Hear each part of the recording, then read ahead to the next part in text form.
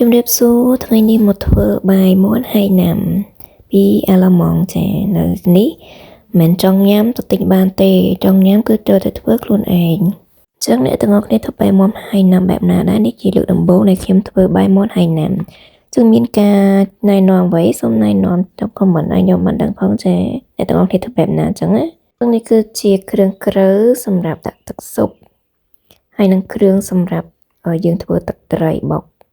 សម្រាប់ខ្ទឹមបារាំងមើមខ្ទឹមគល់ខ្ទឹមអីហ្នឹងយើងដាក់វាផ្សេងហើយនឹងមានពុតកាក់ផ្កាចាននោះហើយនឹងដាក់ម្សៅស៊ីណាមុនតាមក្នុងទឹកតាមក្រោយដើម្បីកុំឲ្យពេលពីឆ្អិនទៅវារលួយបែកចូលក្នុងទឹកស៊ុបហ្នឹងចឹងហើយក្នុងហ្នឹងក៏ខ្ញុំមានចិញ្ច្រាំខ្ញីបន្តិចដែរទុកដាក់នៅក្នុងទឹកសម្លខ្លះទុកដាក់ឆាជាមួយនឹងបាយខ្លះហើយយើងងាកមកប្រឡាក់សាច់មាន់យើងតិចៗជាមួយនឹងម្សៅល្មៀតបើអ្នកនរគ្នាមានល្មៀតបុកក៏ដាក់ល្មៀតបុកទៅពណ៌ល្អជាងខ្ញុំដាក់ម្សៅល្មៀតចឹងណាចាជំហានដំបូងគឺលីងខ្ទឹមសឆាជាមួយនឹងខ្ញីបន្តិចខ្ញីនេះយើងច្រាំទូចដែរចឹងណាហើយដាក់ជាមួយបាយរួមទាំងជាមួយនឹងម្សៅរមៀតជាមួយគ្នាចា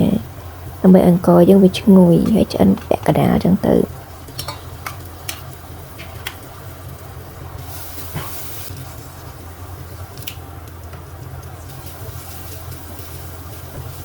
នៅក្នុងហ្នឹងគឺខ្ញុំលួចដាក់ស្ករបន្តិចអំបិលបន្តិចម្សៅស៊ុបបន្តិចដែរដើម្បីឲ្យវាមានរសជាតិជាមួយនឹងបាយពេលដាំទៅអញ្ចឹងណាយើងដាក់អង្ករលាងហើយចូលកូរវាឲ្យសព្វឲ្យវាសព្វពណ៌នេះទៅហើយយើងរៀបដាក់ចូលក្នុងឆ្នាំងដាំបាយរបស់យើងនេះតែគ្រាន់ថាយើងត្រូវចាំទឹកស៊ុបសិនព្រោះអត់ទាន់ស្ងោរទឹកស៊ុបទេឆាអង្ករមុនអញ្ចឹងអង្ករយើងនេះយើងចាំរហូតដល់យើងស្ងោរទឹកស៊ុបមាន់យើងដល់វាចេញជាតិទីហើយយើងយកទឹកស៊ុបយកមកដាំបាយឥឡូវនេះចាប់ផ្ដើមដាំទឹកស៊ុបចាខណៈពេលដែលដាំទឹកស៊ុបហ្នឹងចាំទឹកពុះក៏មកធ្វើទឹកត្រីបុកយើងមានខ្ទឹមសខ្ទឹមក្រហមខ្ញុំដាក់ខ្ញីបន្តិចទៅដាក់ម្ទេសដាក់អំបិលដាក់ស្ករដាក់ប៊ីចេងបន្តិចអត់ប្រើទឹកត្រីទេហើយប្រើទឹកជាយើងធម្មតាដាក់ទឹកជាបន្តិចទៅហើយនឹងក្រូចឆ្មាអញ្ចឹងរសជាតិវាប្រៃជូរអែមអញ្ចឹងទៅបើអ្នកនរគ្នាចង់បានហឹរដាក់ម្ទេសថែមហឹរជាងនឹងបន្តិចទៅមានអីទឹកត្រីយើងអត់ប្រើទឹកត្រីគឺឆ្ងាញ់ដែរតាយើងអត់បាច់ដាក់ទឹកត្រីដាក់ប្រើអំបិលហើយនឹងប្រើទឹកជាយើងធម្មតាក្នុងហ្នឹងក៏មានខ្ញីដែរទឹកជ្រលក់នេះនោះដើម្បីយើងជ្រលក់ញ៉ាំមួយបាយហើយញ៉ាំទៅឆ្ងាញ់ឈ្ងុយ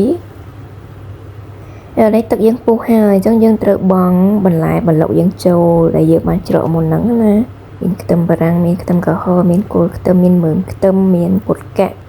តែខ្ញុំអត់មានជីគល់ជីវ៉ាន់ស៊ុយទេមានដាក់ជីវ៉ាន់ស៊ុយចូលតែម្ដងហើយនេះម្សៅស៊ីណាមុនហើយយើងក៏ត្រូវដាក់ម្សៅរមៀតចូលក្នុងដែរចុះម្សៅស៊ីណាមុនហើយនឹងពុតកាក់សាចាន់នឹងដាក់ចូលទៅវាអត់សូវធំក្លិនខ្លាំងទេដាក់តិចទេទៅធ្វើឲ្យរសជាតិសាច់មាន់យើងវាអត់សូវធំក្លិនសាច់មាន់ឆ្អាបអីចឹងខ្ញុំធ្វើការបងខ្ញីបន្ថែមចូលបន្តិចដែរហើយយើងដាក់ដុំស៊ុបតិចទៅយើងរួចស្ករបន្តិចអំបិលបន្តិចម្សៅស៊ុបបើអត់មានដុំស៊ុបដាក់ម្សៅស៊ុបចឹងទៅពេលទឹកពុះឲ្យខ្ញុំដាក់ការ៉ុតចូលអញ្ចឹងការ៉ុតនៅក្នុងសាច់មាន់ខ្ញុំដាក់ជាមួយគ្នាទៅដោយសារសាច់មាន់ខ្ញុំនឹងវាអត់ស្វិតទេវាផុយទេយើងស្ងោរជាមួយនឹងការ៉ុតហ្នឹងទៅវាផុយល្មមបើសាច់មាន់អ្នកទាំងអស់គ្នាស្វិតមានតែដាក់សាច់មាន់មុនហើយយើងដាក់បន្លែតាមក្រោយ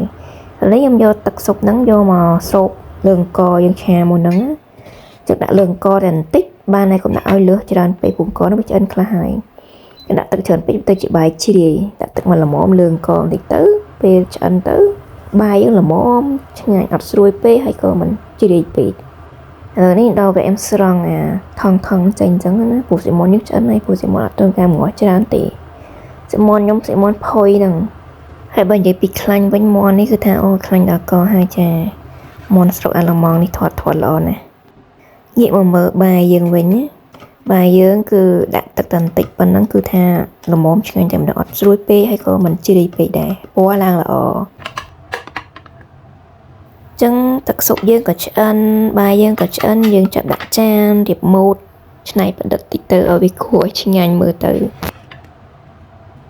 ដាក់ជីវ៉ាន់ស៊ុយតិចនៅពីលើហ្នឹងហើយដាក់ការ៉ុតយើងស្ងោរហ្នឹងមកហើយសាច់មាន់យើងនេះយើងដាក់មកពីលើថែមទៀតចឹងណាឥឡូវគ្រាន់តែនឹកឃើញហ្នឹងក៏ឃ្លានដែរចាតែប៉ុណ្ណឹងមករួចរាល់ហើយជាមួយនឹងទឹកត្រីបុករបស់យើងញ៉ាំជាមួយទឹកត្រីបុក